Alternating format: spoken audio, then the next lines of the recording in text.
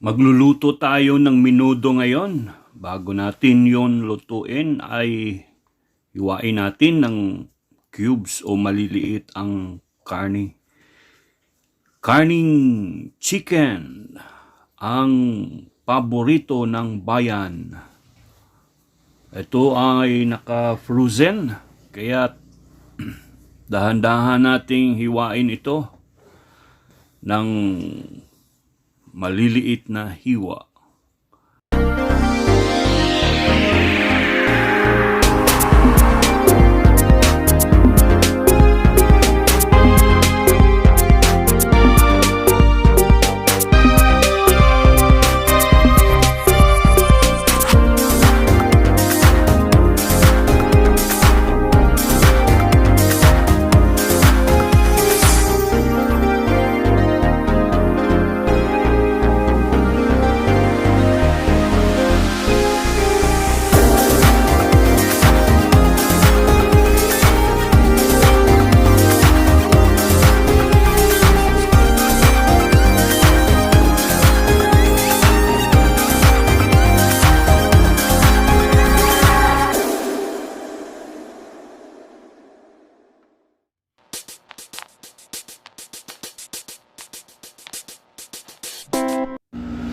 Sa pagluluto, kailangan lang dito ang puhunan ay ang pagtsatsaga para makakain sa masarap mong luto. At maaari ka ring makapagbenta at makakita ng earnings. Isang magandang mapagkitaan kung ikaw ay mahilig magluto, puno ng pagmamahal sa luto, puno ng pagtsatsaga, kaya marami na ring umaasenso sa bahaging ito ng pagluluto, lalo na kapag ikaw ay masarap ang iyong panlasa. So, ang mga buyers o customers ay lagi silang bumabalik sa iyong mga luto sapagkat hinahanap-hanap ang sarap ng iyong mga niluluto na ulam.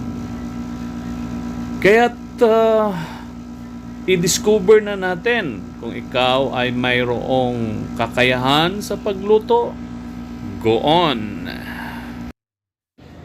Isunod nating hiwain ang dalawang patatas into cubes na paghiwa at ang carrots.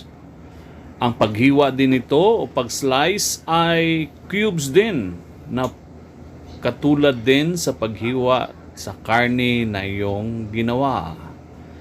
Kaya yun lang ang sangkap na gulay, carrots and patatas.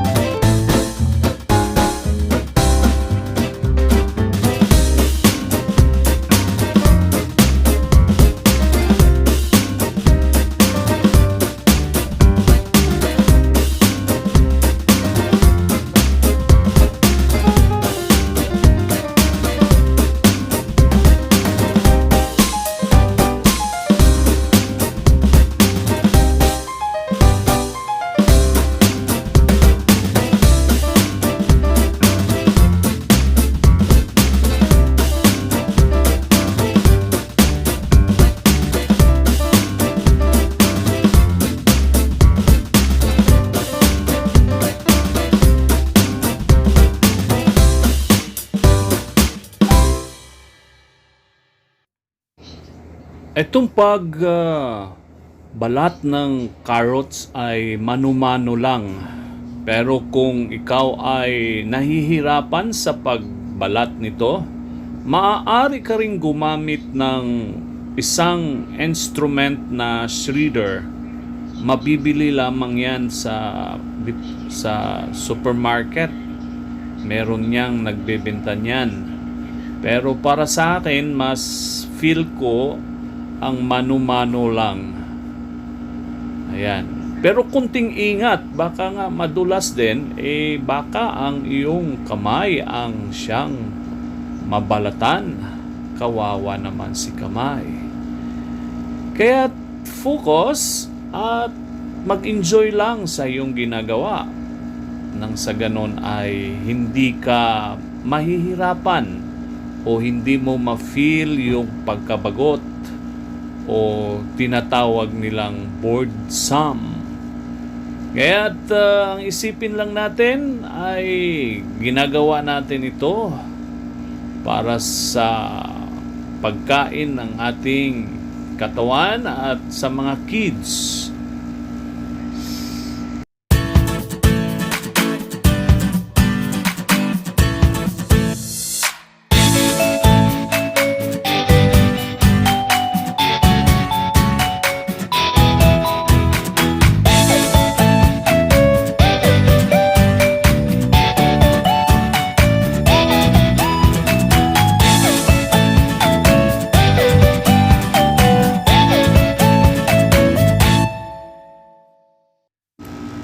Ganito ang pag-slice ng cubes ng carrots. Basta tansyahin mo lang ang laki o ang liit ng slice nito. At nang sa ganun ay mayroong uniformity sa karne na iyong hiniwa at maging sa gulay na sangkap nito. Yun daw ang magandang tingnan, na kung ano ang hugis o itsura ng karne, yun din daw ang gulay na hiwa na sangkap nito. Kung bilog, gawin mo ring bilog ang gulay.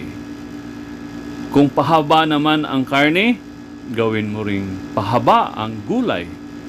So yun ang natutunan ko sa pagluluto o pag-slice ng sangkap ng mga gulay.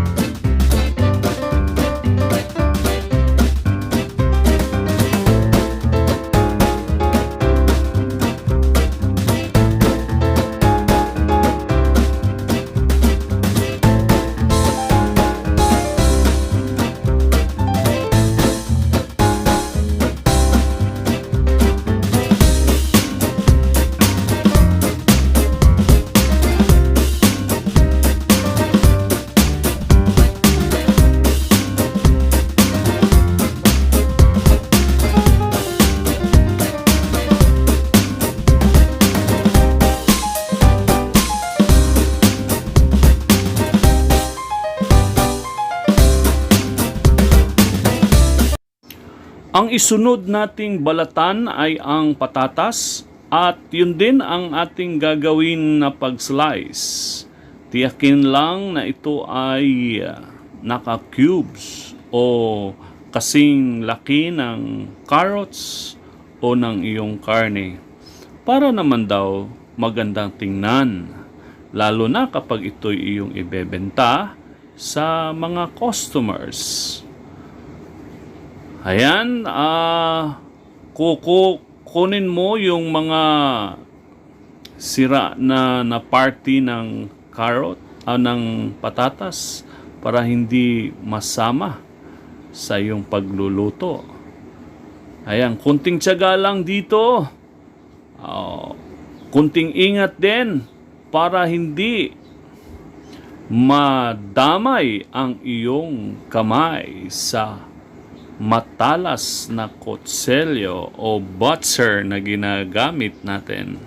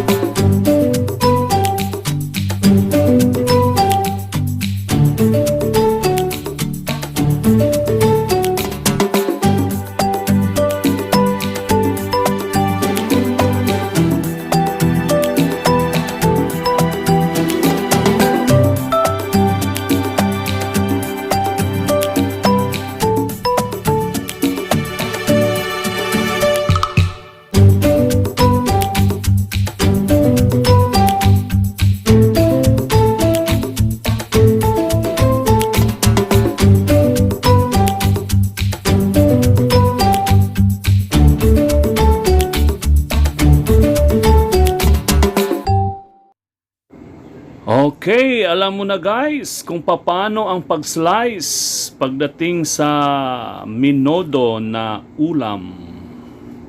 I-cubes natin yung pag-slice yun guys. Pero kunting ingat lamang sa pag-slice. Dahil kunting dulas lang ng kutsilyo, maaari ding mahiwa ang ating kamay. Kaya kahit papano guys ay meron tayong natutunan ng kaunti sa bidyong ito. Kaya kung baguhan ka pa lamang sa bidyong ito, pakiclick lamang ng subscribe para suporta mo na rin at tulong sa aking channel. Ako'y magpapasalamat sa iyo. Ang susunod nating gagawin ay ang pag-slice ng mga ingredients o mga sangkap na kamatis, isang sibuyas bombay, isang bell pepper or atsal, at ang 4 na pirasong butil ng bawang o sa Bisaya, ahos. Ayan, dikdikin natin yung bawang para sa pagtanggal ng balat nito. Pag itong ginawa natin, madali ang pagtanggal ng balat. No? O, ayan. Kasi mahirap din masama ang balat sa pagluluto. Yung iba, nakikita ko, may mga balat na lumilitaw sa pagkain o sa ulam. Pero baka hindi nga alam kung paano ang pagkuha ng balat ng bawang. Yung iba siguro nagmamadali kaya hindi na tinanggal ang balat ng bawang. Pero para sa akin ay mas maganda na matanggalan ng balat sapagkat baka sa balat ng bawang ay nakadikit ang mga pinong-pinong elemento na hindi natin nakikita sa ating mga mata. Alam na natin yon, yung mga alikabok. At yon ay sunod nating balatan ang sibuyas bombay. Ayan, gawin mo rin nating cubes hanggat maaari ang pag-slice ng onions o ng sibuyas bombay. So, ayan, simple lang ang pag-slice guys. Ganon lang kadali. Yan. May kanya-kanyang mga styles ang pag-slice ng bombay. Pero ito yung madalas na ginagamit kong pag-slice ng bombay. Madali lang. Sunod natin ang kamatis. Ayan, wag na natin yung i-cubes yung kamatis. Diretsahan na lang.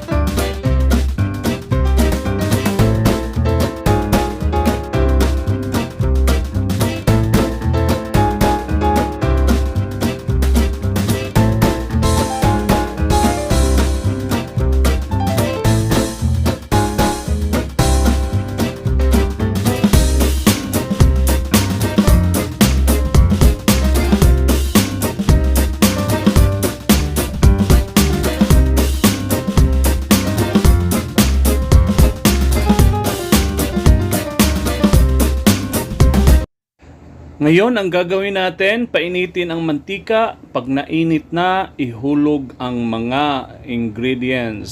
Ang kamatis, sibuyas, at ang bawang. Sinabay ko na, inihulog para maisa at maisang magisa. Hintayin natin na ito ay magkaroon ng color na golden. Nang sa ganon ay lumalabas ang kanyang mabangong amoy ng mga ingredients.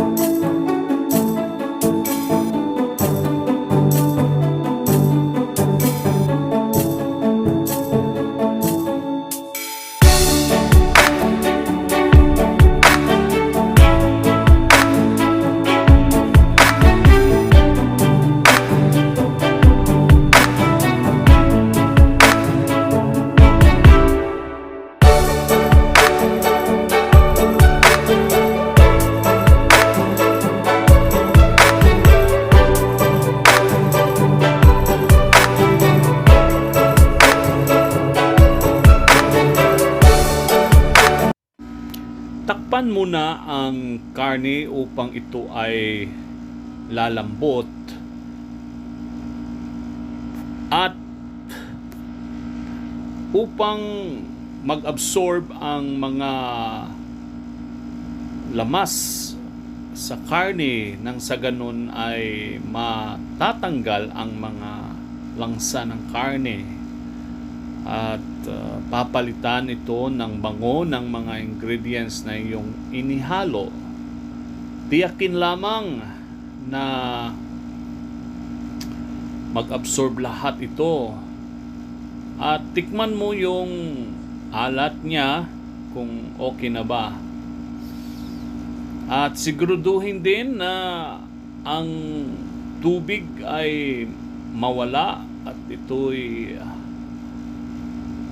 papasok doon sa karne.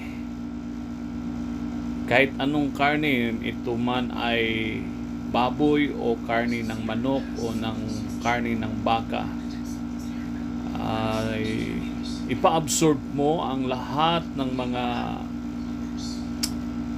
ingredients, ang toyo, ang paminta.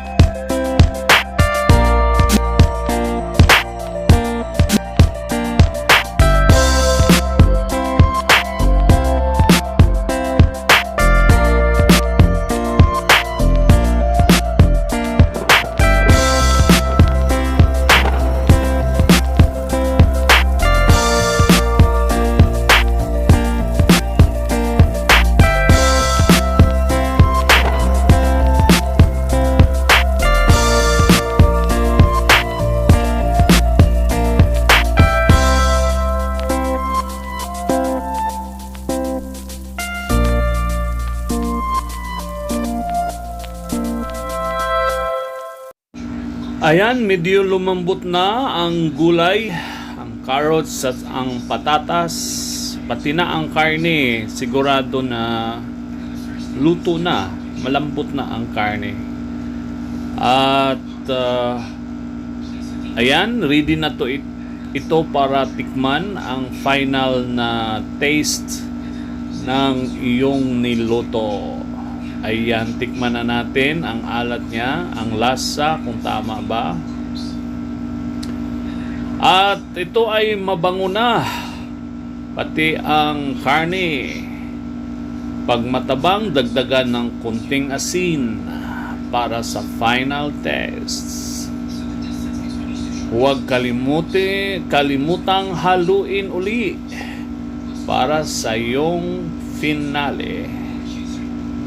Ayan, ito, ready to eat na ito.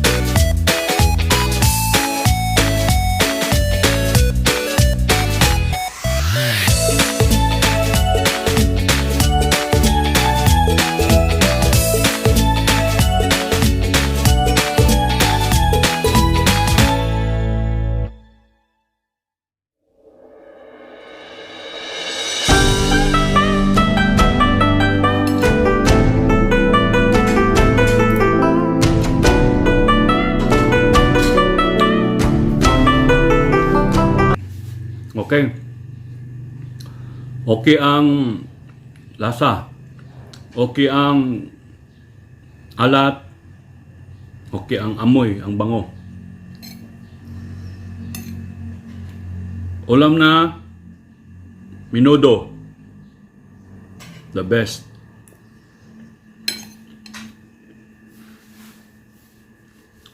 Kaya na tayo.